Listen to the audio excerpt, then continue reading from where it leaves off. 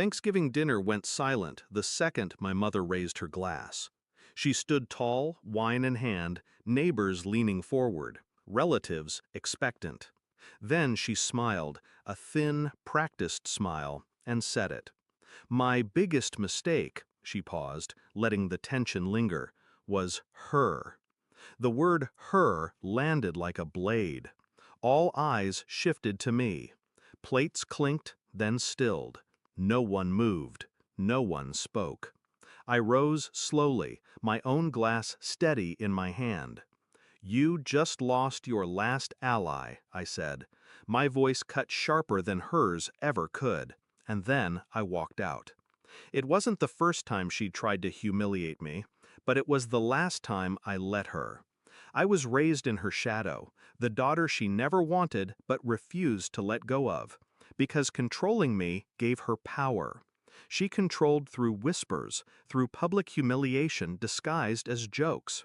At birthdays, she'd mock my failures. At graduations, she'd remind people how difficult I was. Every achievement I earned, she bent into a reflection of herself. She gets that stubbornness from me. And I, foolishly, kept giving her chances, kept hoping one day she'd look at me and see more than a weapon to sharpen her image.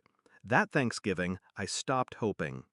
The betrayal wasn't sudden, it was a slow erosion. I noticed it when she began inviting neighbors to our family events, not for companionship, but for audience.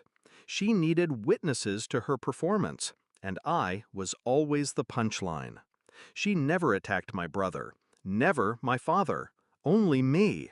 Why? Because I was the one who wouldn't bend, the one who saw through her act, and when she realized she couldn't control me, she tried to destroy me.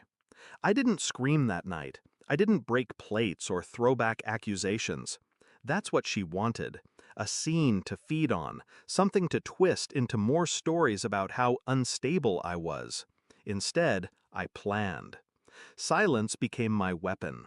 Step 1, I pulled away quietly. Phone calls answered, visits skipped. Not dramatic, just absence. Silence is harder to explain than conflict. Step 2, I built my own circle. Friends who saw me, colleagues who respected me, mentors who guided me. A family not bound by blood, but by choice. Step 3, I prepared for the day she'd need me. Because people like her always overreach. They burn bridges, then look back in panic when they realize they've stranded themselves. That day came sooner than I expected. A month after Thanksgiving, I got a call from my father. His voice was low, tired. She's losing people, he said. The neighbors, they've stopped coming around.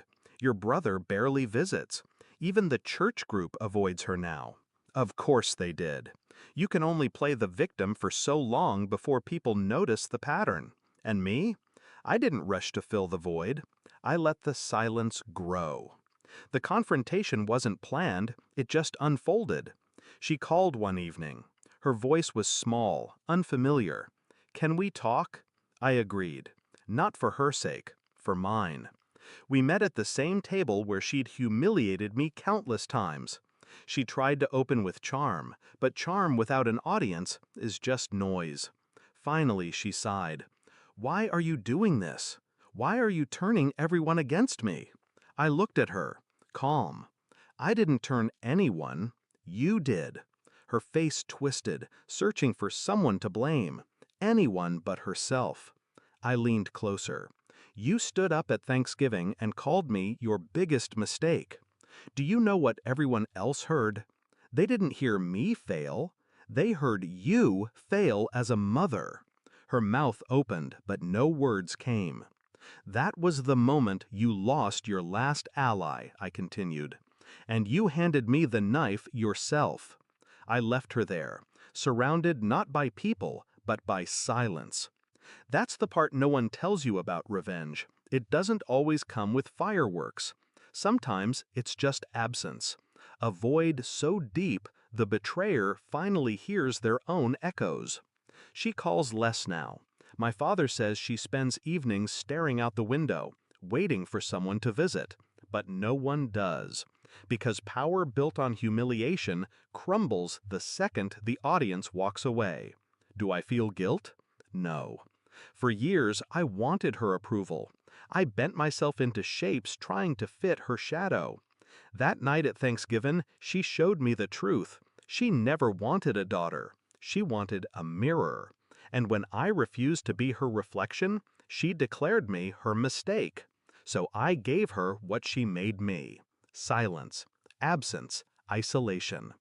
Now, when I raise a glass, it's not to toast her. It's to remind myself that survival isn't about winning her love. It's about walking away and letting her choke on the silence she created.